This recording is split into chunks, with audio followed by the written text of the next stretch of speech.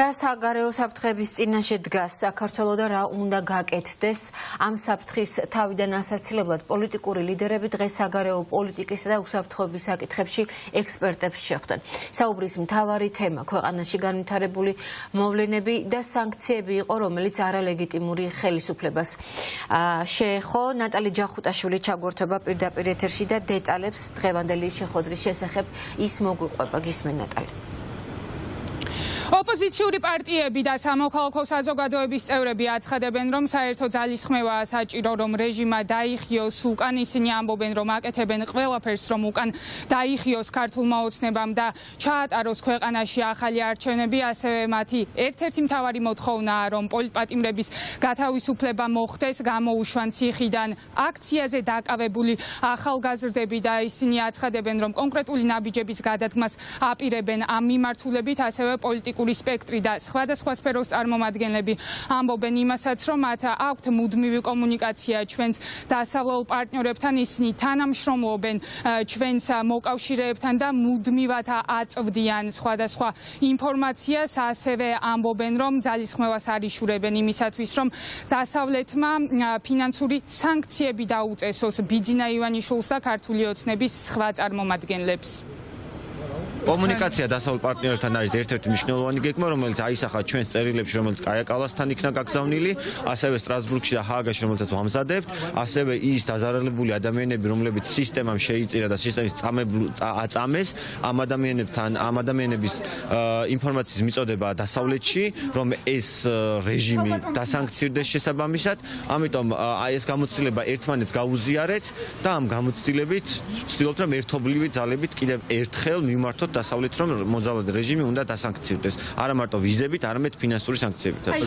ვისაუბრეთ რა უნდა იყოს ჩვენი ქმედებები ქვეყნის შიგნით, ჩვენი მთავარი სამიზნე რა თქმა უნდა არის ძალმომრეობითი სამართალდამცავი სისტემის ჩამოშლა და ამაზე რა უნდა გავაკეთოთ და ყველაზე მნიშვნელოვანი იყო ვისაუბრეთ ასევე საგარეო ასპარეზზე, რა ნაბიჯები შეიძლება გადაიდგას ერთობლივ. ამოცანა არის, რომ კოორდინაცია პოლიტიკურ პარტიებს, ექსპერტულ ჯგუფებს, საზოგადოებას შორის იმისთვის, რომ უფრო და უფრო მძლავრი იყოს წინააღმდეგობა, რომელსაც უწევთ არალეგიტიმურ ხელისუფლებას. დღეს მიღწეული მიზანი რაც არის, ამაზე შემიძლია მკაფიოდ თქვა, აღიარება ქართულ ოცნებების რეჟიმს არ აქვს და ძალიან მნიშვნელოვანია, ასევე რაზეც ვიმუშავებთ ერთობლივად, არის რომ გარდა ბალტიისპირეთის ქვეყნებისა, სხვა სახელმწიფოებშიც მოხდეს სანქცირება იმ ადამიანების, რომლებიც აყალდავენ ქართულ საფრთხეების და საგარეო პოლიტიკის ექსპერტები, რომლებიც ქვეყნის ევროპულ მომავალზე მუშაობენ, რა თქმა უნდა, გაუზიარეთ ერთის მხრივ ის ვითარება, რომელიც ივანიშვილმა შექმნა ქვეყანაში,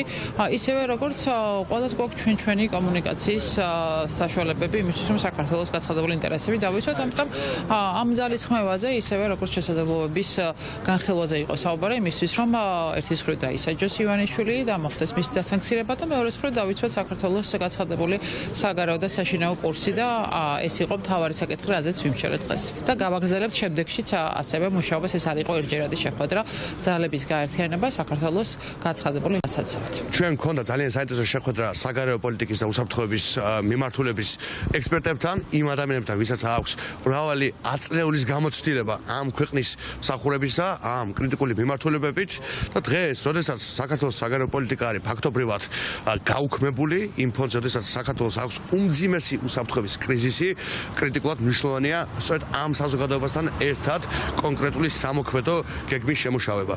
და ეს შეხვედრა ემსახურებოდა სწორედ იმას, რომ ჩვენ გაგვეერთიანებინა ჩვენი საერთო რესურსი, საერთო ძალისხმევა და დაგვესახა ის გზა, რომელთაც უნდა გავათავისუფლოთ ქართული სახელმწიფოების შემოსევისგან. ჩვენი ერთ-ერთი მთავარი რეკომენდაცია სწორედ ეს იყო, რომ მოხდეს კოორდინაცია ჩვენს დასავლელ პარტნიორებთან თანამშრომლობის პროცესში, ერთის მხრივ პოლიტიკური სპექტრის და მეორეს მხრივ არასამთავრობო სექტორის და სამოქალაქო საზოგადოების იმ ჯგუფებისა და პერსონების, რომელთაც აქვთ წლების მანძილზე ჩამოყალიბებული კომუნიკაცია დასავლეთთან, რომლებიც ნდობით სარგებლობენ დასავლეთის ამა თუ იმ სტრუქტურასთან. აი ამ ტიპის კოორდინაცია არის უაღრესად მნიშვნელოვანი, რომ მივიღოთ ის რეალური ამოქმედეს ის რეალური ბერკეტები, რომელიც დასავლეთს აქვს დღეს საქართველოს არალეგიტიმური ხელისუფლების წინააღმდეგ. თავარი იქნება სანქციების თანმდევის ფსიქოლოგიური ეფექტი, რომელიც სახელმწიფო სტრუქტურებს ფსიქოლოგიურ სიმყარეს გამოვაცლის. მარტივად რომ ვთქვათ, დაიწყება სახელმწიფო სტრუქტურების ჩამოსვლა შიგნიდან.